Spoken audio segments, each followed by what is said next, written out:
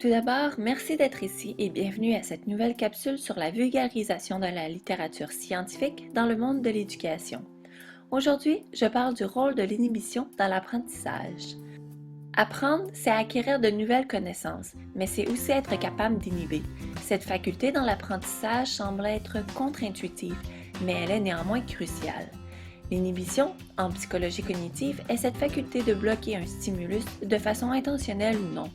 Par exemple, pour nous permettre de nous concentrer plus efficacement sur notre conversation téléphonique, notre cerveau bloque automatiquement le bruit de notre entourage. Mais cette habileté qui nous semble si facile a priori peut être parfois bien plus difficile, surtout si on ne s'y exerce pas, comme dans le cas du test de Stroop.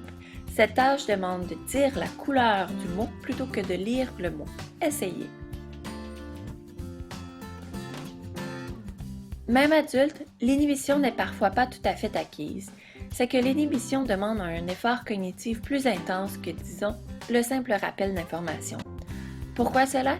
Eh bien, pour avoir une inhibition, il faut d'abord avoir un stimulus à bloquer et un autre à activer. C'est pour cela que les scientifiques pensent que le cerveau n'efface pas les fausses conceptions, mais plutôt qu'il ajoute au concept maître les informations supplémentaires.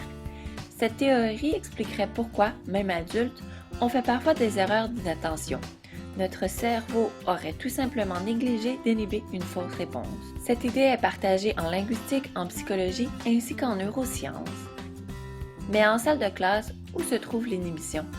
En fait, si le cerveau n'efface pas les fausses conceptions et que le nouveau concept n'est pas suffisamment renforcé, cela pourrait expliquer certaines erreurs persistantes. Mais alors, comment renforcer l'inhibition chez les élèves? D'une part, il faut renforcer la nouvelle conception en l'activant plusieurs fois. On pourrait dire que plus on entraîne cette conception, plus les muscles du cerveau, donc les neurones, sont forts. Cela se fait normalement à travers les exercices présentés en classe. D'une autre part, on peut aussi renforcer le système d'inhibition de l'élève. Les recherches ont démontré que certaines activités comme « j'en dis »,« ceci n'est pas » ou même des activités physiques du style « go, no go » sont efficaces pour renforcer l'inhibition. Le fait de parler une langue seconde est aussi bénéfique puisque, comme l'on s'en doute, il faut inhiber son réflexe de dire un mot qui n'appartient pas à la langue parlée.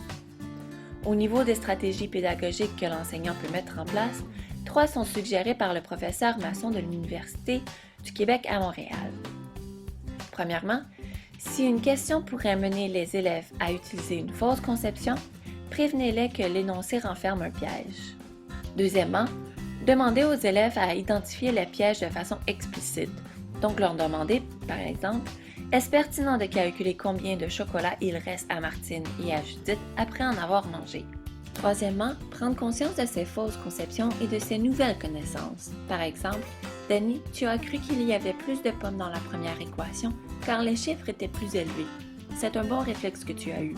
Par contre, on se rappelle que la multiplication donne généralement des résultats plus élevés que l'addition, et ce, même si les chiffres sont plus bas. Peut-être moins facile à prendre en considération en salle de classe, l'inhibition joue néanmoins un rôle très important dans l'apprentissage.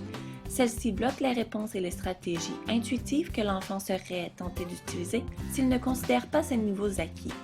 Le fait d'être conscient du rôle de l'inhibition facilite l'enseignement et permet de conscientiser les élèves au tour que le cerveau pourrait leur jouer. Pour finir, je vous invite à regarder cette petite vidéo qui illustre encore une fois à quel point l'inhibition était un phénomène extrêmement fort dans le cerveau. Encore une fois, merci d'avoir été à l'écoute et à la prochaine. Created using Powtoon.